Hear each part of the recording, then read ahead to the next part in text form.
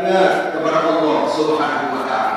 Jadi pesan Allah yang pertama, hadirin rahimahullah, jadilah kita manusia yang bertakwa ketika hidup di dunia. Mengapa? Karena kata Allah dalam Al-Qur'an, inna akramakum indallahi atqakum. Sesungguhnya yang paling mulia di sisi Allah di antara kalian tidak lain tidak bukan yaitu mereka yang bertakwa. Apa yang dimaksud dengan takwa? Imtisalul awamirillah wa ijtinabu nawahihi li mardatillah, yaitu melaksanakan segala apa yang diperintahkan oleh Allah.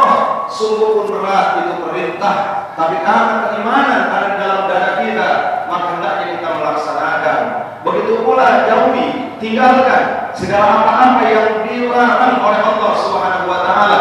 Sungguh pun itu mengasyikkan, tapi karena itu larangan dari Allah, maka hendaknya tinggalkan. Itulah yang dimaksud dengan takwa. Nah, mudah-mudahan kita semua dijadikan oleh Allah sebagai hamba-hambanya yang beriman, yang bertakwa, yang taat dan patuh atas segala perintahnya. Amin ya rabbal alamin. Lalu pesan Allah yang kedua, wala tamutunna illa wa antum muslimun. Selain kita diperintahkan hidup bertakwa, kita pun diperintahkan oleh Allah, jangan sekali-kali kalian mati kecuali matinya kalian tetap dalam keadaan Islam. Dalam ayat ini menggunakan tauhid, wala tamutunna. Sungguh kalian jangan betul-betul mati kata Allah, illa wa antum muslimun, kecuali matinya kalian tetap dalam keadaan Islam. Artinya adalah menjaga Islam ini tidak mudah.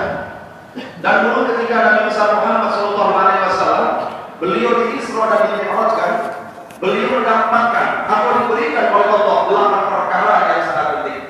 Kata Allah, aku itu kan sama di atas bumi. Aku berikan kepadamu Muhammad 8 perkara yang sangat penting.